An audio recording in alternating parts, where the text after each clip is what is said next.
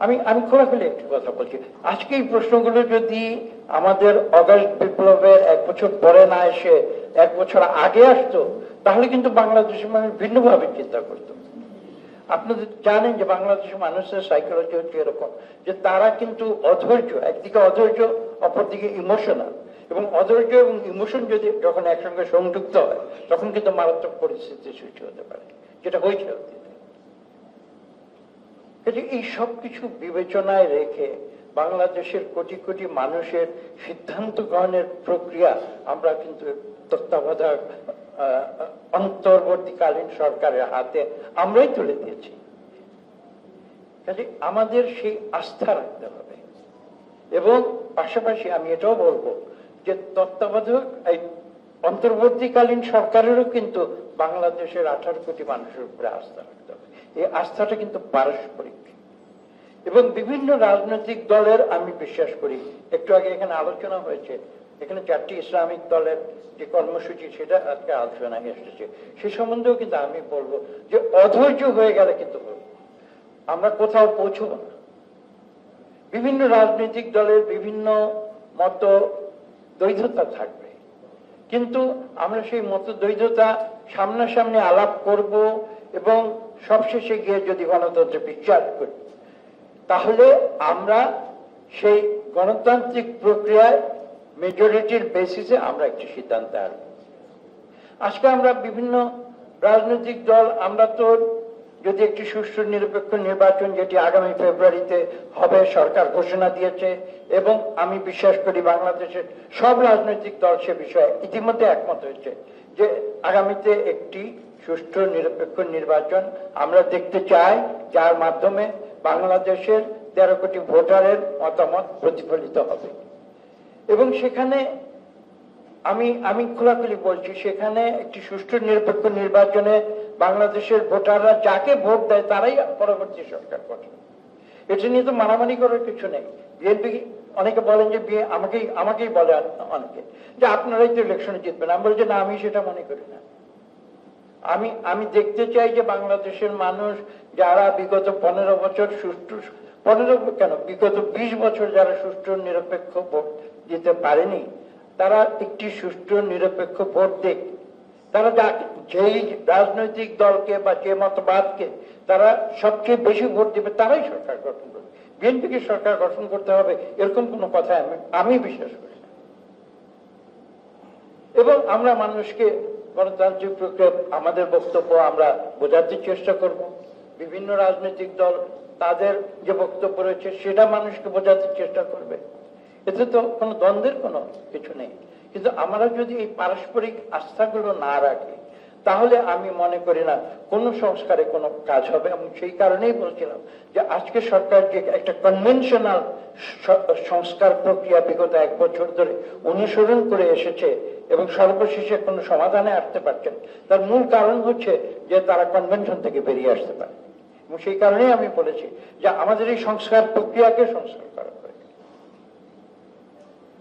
আমাদের খোলা মন নিয়ে যদি সত্যিকার অর্থে আমরা গণতন্ত্রকামী হয়ে থাকি, তাহলে কিন্তু আমরা ক্ষমতায় যেতেই হবে যেন তেন প্রকারে।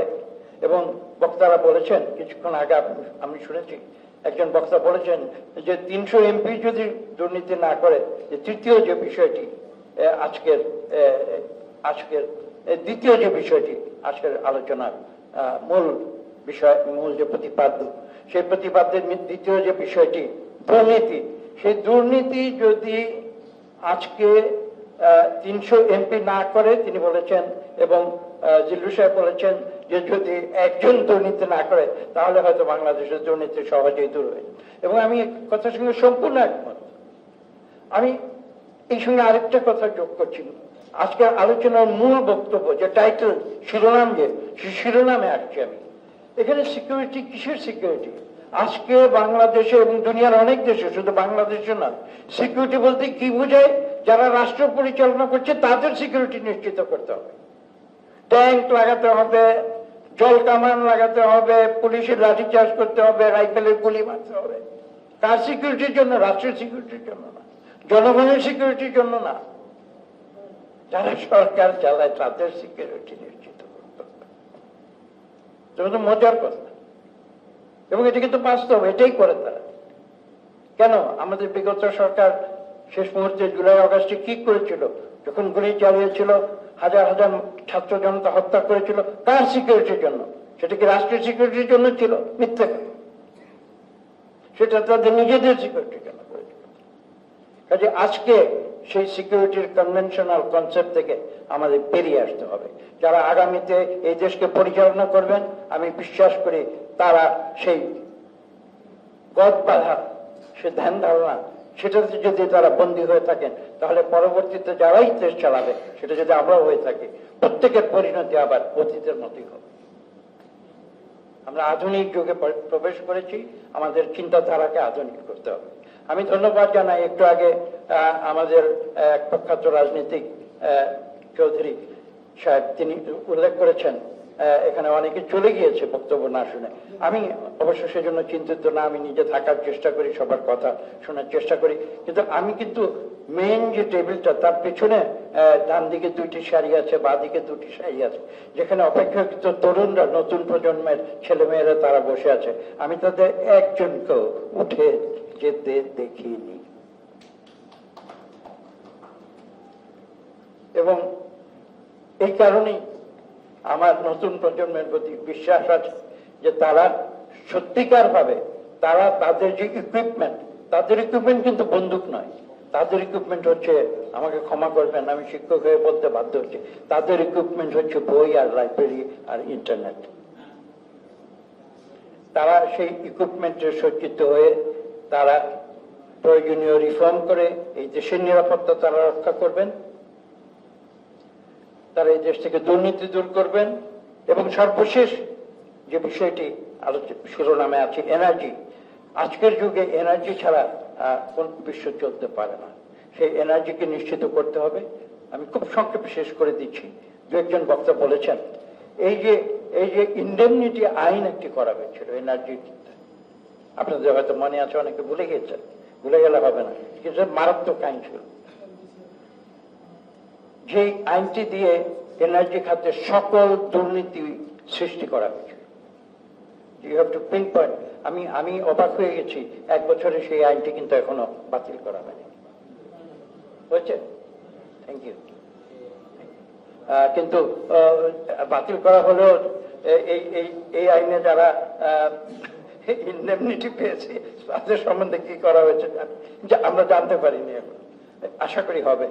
আমাদের সুযোগ্য এনার্জি উপদেষ্টা যিনি আছেন তার উপরে আমাদের সম্পূর্ণ আস্থা আছে, এবং তিনি অত্যন্ত দক্ষতার সঙ্গে এবং সঠিকভাবে যেটা ন্যায় এবং সত্য, ট্যাক্স পেয়ারের অর্থ ব্যয় করতো না। এই দরিদ্র জনগণের ট্যাক্সের অর্থ বিগত সরকার ব্যয় করত বিদ্যুৎ উৎপাদন না করার জন্য। আমি জানি না এই কক্ষে আপনারা সবাই এ সম্বন্ধে কতদূর কে অবহিত আছেন। কেউ বিদ্যুৎ উৎপাদন না করলে তাই সেজন্য তাকে টাকা দেওয়া হতো, মানে দুর্নীতির যে চরম পরাকাষ্ঠা সেটা আমরা কিন্তু দেখেছি এই বিদ্যুৎ ক্ষেত্রে, এনার্জি ক্ষেত্রে। আরেকটি বিষয় খুব সংক্ষেপে শেষ করে দিচ্ছি, এই যে এলএনজি ইম্পোর্ট, যে এলএনজি ইম্পোর্ট বাংলাদেশে এনে বাংলাদেশের প্রতিটি গৃহে ঘরে ঘরে ছড়িয়ে দেওয়া হয়েছিল চরম দুর্নীতির মাধ্যমে। এই দুর্নীতি কিন্তু এখনো, এটার মুখোশ কিন্তু এখনো পর্যন্ত উন্মোচিত হয়নি। আমি বিশ্বাস করি এই সরকার অথবা পরবর্তী সরকার সেই এলএনজি দুর্নীতির মুখোশ উন্মোচিত করবে। আমি বক্তব্য দীর্ঘ করব না, অনেক কথা বলে ফেলেছি। আমি সর্বশেষ যে কথাটি দিয়ে শেষ করব, আজকে বাংলাদেশে আমরা যে গণতন্ত্রের আন্দোলন করছি, এই গণতন্ত্রের আন্দোলনটি কিন্তু শেষ কথা নয়। এই যে democracy is not our destination, আমি একটু ভিন্নভাবে বলছি। The destination is not our objective. Hour objective এই যে আন্দোলনটা, এই যে সুষ্ঠু নিরপেক্ষ নির্বাচন বলি, আমরা গণতন্ত্র বলি, this is the means to achieve a society that is based on justice. Thank you very much.